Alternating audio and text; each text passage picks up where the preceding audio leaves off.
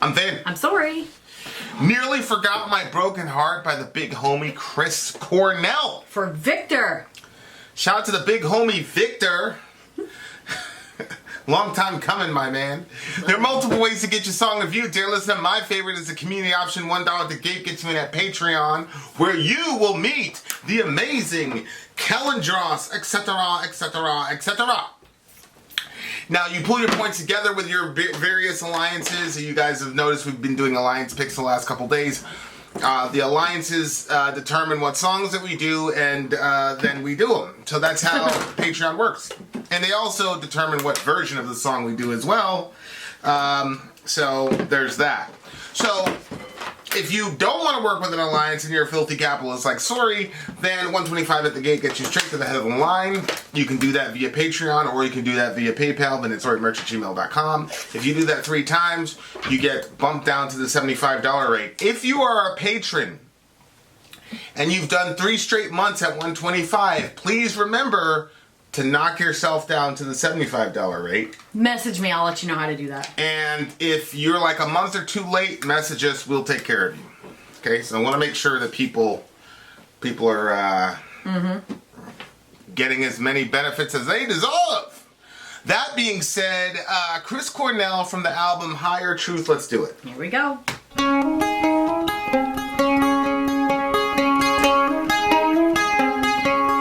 Every time I stare into the sun, trying to find a reason to go on, all I ever get is burned and blind until the sky bleeds the pouring rain. When you came along, the time was right, pulled me like an apple, red and ripe. Wasn't there long, you took a bite and didn't be wrong. Served me right, and nearly forgot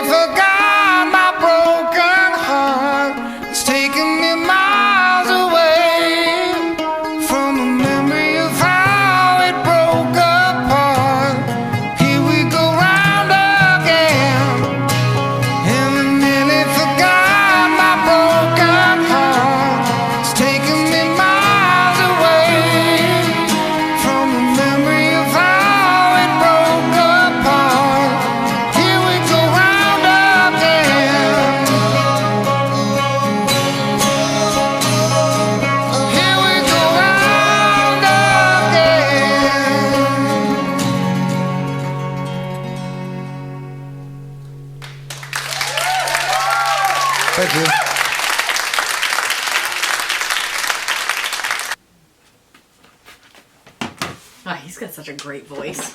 Yeah, he does. Definitely a relationship song. I'm gonna pull up the lyrics here.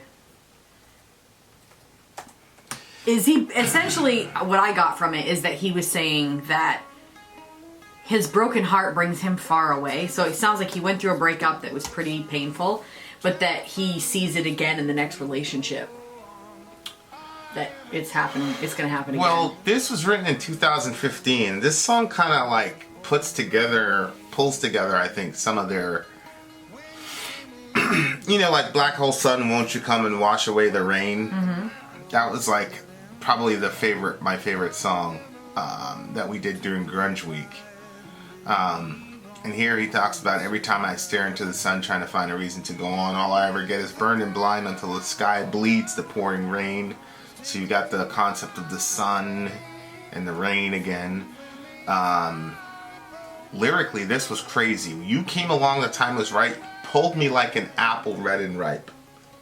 That seems like the rebound kind of idea. Mm-hmm. You know what I mean? Like a person is at just the perfect time of, vulnerability or whatever. I don't think the rebound concept in relationships is necessarily all bad. Like, people always go, oh, you just got him on the rebound or whatever. Like, that's not necessarily, bad. It doesn't invalidate it's not necessarily It doesn't invalidate the relationship. It can be really bad. Well, I think people look at the rebound concept and then they go, oh, that means that the two people don't really love each other, mm-hmm. or one person really doesn't love each other, they don't want to be alone. Mm-hmm. I just don't think that you can place those types of limits on human emotions, is all I'm saying. But yeah, when he said, and I nearly forgot my broken heart, it's taken me miles away from the memory of how it broke apart. Here we go round again. It seemed to me that his broken heart is what took him far away from the situation of his broken heart, which was what led him to this time where it was all right and she was able to pull him in. So it seems to me like a circle where he's like, but then he's realizing in this relationship, this rebound relationship, or this relationship that was very close to the ending of the other relationship, that it looks like it's happening again. Well, here we go again. This is one of those things where it's like, I think people are going to get so tired of this, but I don't care because this is how my mind works. I did not think to myself, oh, everything's going to be perfect now that I'm, now that I'm with Sori. I drove you down to that thing and like, oh, we're going to get married, blah, blah, blah. I was fairly confident you were going to say yes, but I mean, I didn't know for sure. But I certainly didn't believe that all the problems I had in my previous relationship, were going to completely disintegrate now that me and you were together. You know what I'm saying? Because I know that at the end of the day, we're two sinners. So, your package of sins integrating with my package of sins are not going to be the same as the previous person for sure. But you're still a sinner. And so you're still going to do things to hurt me. Right? Mm-hmm. So, and vice versa. And I think what happens is when people have breakups or whatever, and you know what? Sometimes there are not two sides to every story. Sometimes people are just, there's a very bad, horrible, abusive, terrible person in a relationship. And the only time people accept that truth is when somebody dies.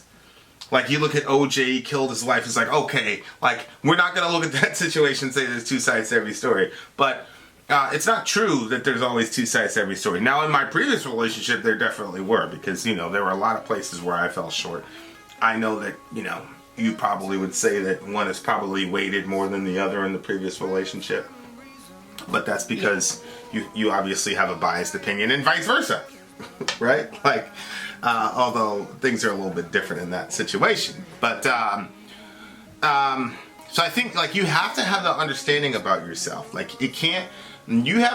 Unless a person was a sociopath, you know what I'm saying? And completely crazy. Really? Then you have to kind of take some responsibility for yourself and be okay, what parts of the relationship disintegration was my fault, and then you go into your next relationship if you're lucky enough to have another one with that cognizance, so you don't make those same mistakes again. You know what I mean? But if you go into a relationship and demonize the other person and canonize the new person, meaning you make the other person a demon and you make the new person a saint, then you're going to go into it and you're going to have these unrealistic expectations for the new person to heal you from all the horrors that you endured in your previous relationship. And that is a burden too great to bear for anybody. So they're inevitably going to fail you no matter how you look at it. Yeah. And so the crazy thing that happens is like, you're like, let's say that you can absorb 8 pounds of bullshit. You know what I'm saying, in a relationship. So let's say, you've been absorbing 8 pounds for like a decade. Then that relationship ends, and then you go to the new relationship, and you're like, oh, this is going to be great. And, you've almost kind of been conditioned every year, like, okay, I'm going to be dealing with 8 pounds of bullshit here.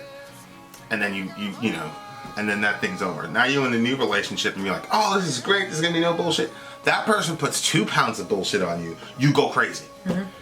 Right? And it's like, all right. And it's like, and the other person might be like, well, what? I'm not as bad as, like, what's going on here? And it's, people have these expectations that, these unrealistic ideas that the new relationship is going to save them from all their issues, save them from themselves, save them from the previous relationship. Yeah, and it's also that if you think the new relationship is going to be altogether perfect, then anytime the person doesn't live up to those expectations, you're like, well, so-and-so did it, but why aren't you, What do you mean?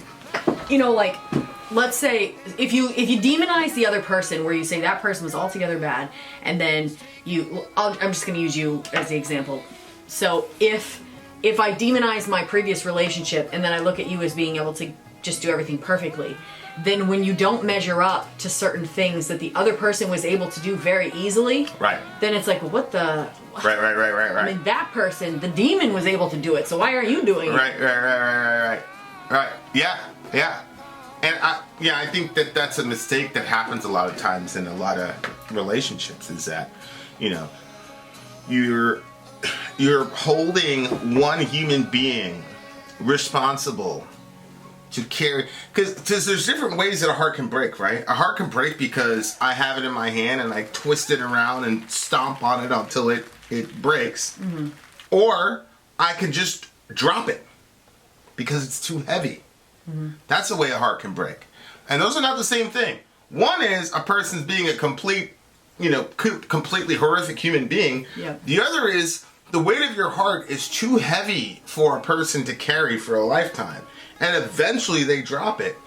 And you can look at both people and say, you broke my heart, and be right, but be wrong at the same time. Because I don't believe that it is a one person's role to carry the weight of another person's human heart for an entire lifetime. Like, I don't believe that that's my role with you, and I obviously don't believe that that's your role with me. But we're Christians, so I believe that it's Jesus's role to do that, with you, and my role is to just constantly hand your heart over to Jesus. That's my role in it. If you forget that, or I forget that, that's where the whole... Yeah. Yeah. And I do believe on a practical level that people can heal each other relationally speaking. Like, I do believe that, because, that's happened with me, with you. Like, so there's been sometimes, like, it was today we're doing the little science experiment. You know what I mean? And it was just a cool moment, like, it was, you looked kind of grumpy, but, It was so grumpy. But I was, like, for a long time, I used to sit and think and be like, I'd be having these conversations, and, no disrespect to her, but I'd be having these conversations being like, yo, I am the only human being on the planet having this discussion right now with her. Like, trust me, I am. I was. Like, just very unique, whatever. And you still have very unique conversations. With that person? Yes. Yeah.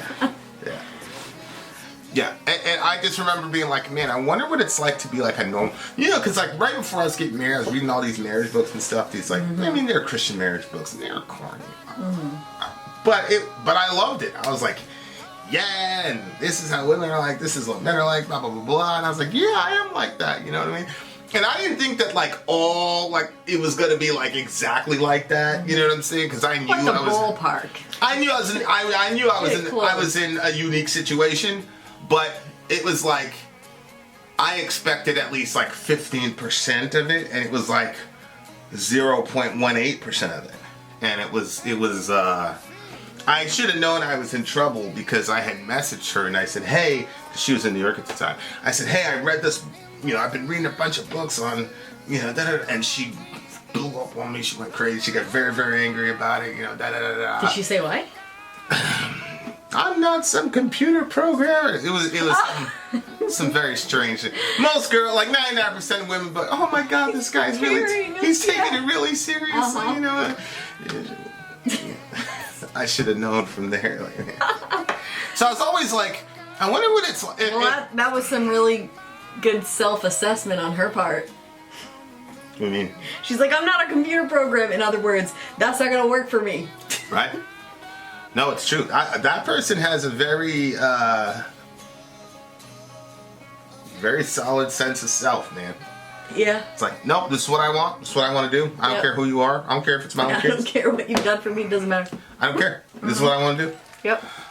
You gotta respect that. So, I was like, man, I wonder what it's like to have like a normal.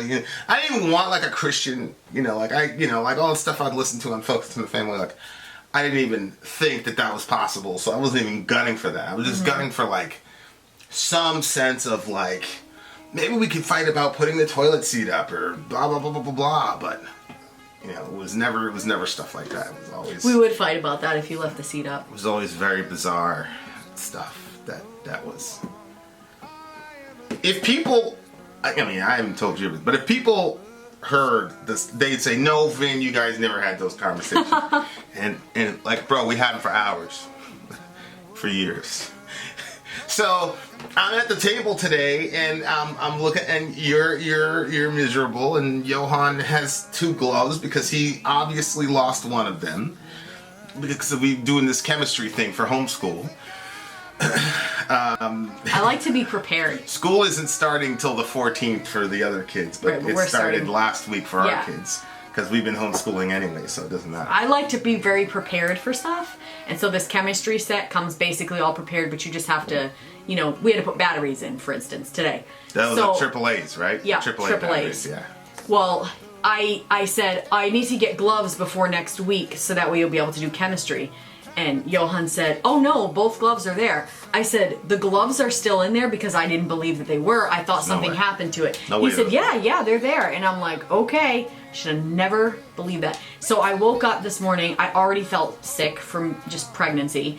And then I came downstairs, I was super tired. All I wanted to do was just sleep.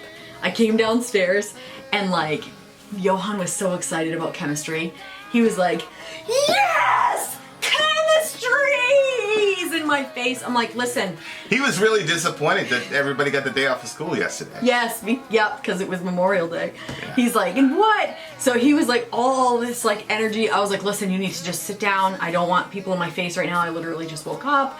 And so I felt that agitation. And then like, I felt like everybody was like poking at me and asking me all these questions. I'm like, you guys just sit down, just start, please. And so I felt very edgy. Then when we started chemistry and there was only the one glove, I already knew that he was gonna have a hard time to sit still to do the chemistry. Then he has a ginormous winter glove on, which is making everything fall. Long story short, at the end of the whole thing, he ended up dumping the entire project on the kitchen floor. And it was just like, you weren't down there for that part. Was that before I came down or that after? Was after you went upstairs. I was like, oh my gosh. And like, when I get grouchy, I just want to say everything that comes to my head, and I wanted to say, you will never be able to be a chemist, which is such a horrible thing to say to a kid. I'm like, do not say that, Sori. Do not say it. You will never be a chemist. I'll never be a chemist. Oh my God. He's just like, you have to be slow, you have to be exact, because you could blow up your whole establishment. So anyway, I can see even that though is normal. Yeah, right. So I'm watching Mom waking up grumpy with the kids. So I'm seeing Johan. He's got one lab glove on and one like winter glove on. And Orion woke up early. Normally he'd be asleep, and he's like, "Ah!" He's scared to death of the. Orion's our 1.5-year-old. Johan was scared to death because he thought some explosion was going to happen. Dorian is working on his stuff on his computer, with his thing. He's doing his algebra. Sayla's got her little glasses on. You're there all grumpy and shit. And I was like, yes, this is a normal, this is, here it is, and I was just like, yes, Pinky. So it's like, but it wasn't perfect because everybody was perfect. Because you were upset, Johan was irresponsible. Dorian was half in, half out. Zoe had her little teenage attitude. The baby was screaming. He didn't want to stay in my lap. He wanted to touch the experiment. That's what was happening. So my point is if I were to say I need an ideal situation and everybody needs to be happy and all the gloves need to be, you're never going to be happy, bro. Right, that person is not going to be able to do that for you. But if you can understand that you are going to be interfacing with another city, you don't even need to be a Christian to know that. You just need to understand that person is not going to be able to carry the weight of your heart forever. Period. And if you're not a Christian and you don't have Jesus, and you got to figure something else out. But I'm pretty sure all of us know by experience what I'm talking about. So, but it looks like in the song, it's like you do kind of have that period where you're irrational and that person is having such a profound impact on your life that you think that they're going to be able to do that forever, right? Oh yeah, I did that with you completely. Yeah. I think I even went as far, because I had already, the divorce thing happened, and everybody, the church was, you think they were just regular normal. I thought they were horrible during that time. Nobody. Who? The church. The church itself. I thought they were normal for evangelicals. Yeah, I dropped a ton of weight. I was clearly not in a good spot. Nobody could care less. Nobody could care at all. The whole thing was just, Anyway, so, and you were always such a great friend to me. For years and years, you were such a great friend. And then all of a sudden, I don't know. I just thought that, even if God forsakes me, as long as I have Vin, I'm going to be good. It's completely not true. And then I'm like, wait, how often do you deal with this depression? Wait, what? You mean you're not going to go to bed at the same time as me? And then there's all these different things, or these things that just kind of nothing he ever did really annoyed me, but I didn't spend as much. Now we spend all kinds of time around each other. So there'll be just something that he'll do that annoys me, and I'm none of these things, but you don't know those things before. And I did. I thought that you would be able to, I felt and then we got married, and I felt like you flipped on me. I'm like, well, wait a minute.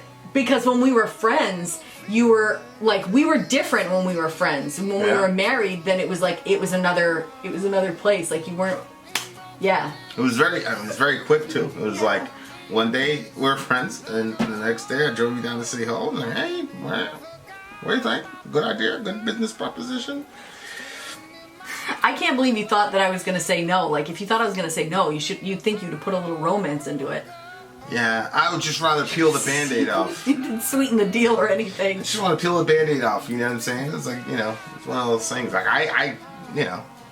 like, I felt like I was in a good spot, but I was like, I don't know. Anyway. Especially the way my life goes, you know what I'm saying? Yeah. You see those guys do the proposals at the football games or whatever, and the girl's like, no. No. I'm like, that dude must have been really confident that shit was gonna go well if he was gonna do that for all them people. There's no rose in sight. And he caught an L. Yeah, there's no rose. Ring. There's no no what? Rose We're just sitting in this car. Yeah, I was just like, so what do you think? You did. I can't remember the words you said. I know that there were some things that you said that were really sweet. Like, I have the gist in my head. Yeah. But. Yeah. I mean, but yeah, the transition from friend to spouse was very rocky because it happened so quickly, and I'm not a romantic person. I don't believe that. You So. are when you want to be. Sometimes you do these things that are really, really, really romantic. It's just. Really? Yeah. What have I done that's been romantic? Well, first of all, when you got the rings, the way that you did that was sweet and romantic. Also, I know that that's a sore spot for you. But also, on the beach the other night, that was romantic. What? What happened on the beach? You pulled me in what you said and you kissed me. Oh, was that romantic? Mm-hmm. Oh, well, that's good. Oh, that's good. This pleases me. Sometimes we'll be on a walk, and I'll be like, there'll be like a flower like on the side. I'm like, oh, maybe Vin will pick that flower for me and give it to me.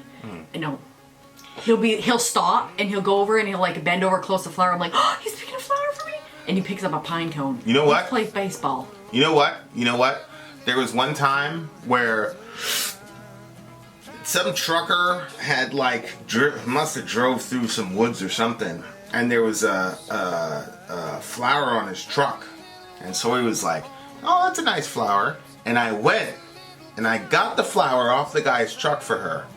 Y'all remember that? We had just come back from a show in another state, and there was we stopped at Cumberland Farms, and then I went, look, I snatched a flower and got it for her, and like she forgot about it like 2 minutes later. It didn't even make it into the house. Look, she doesn't even remember.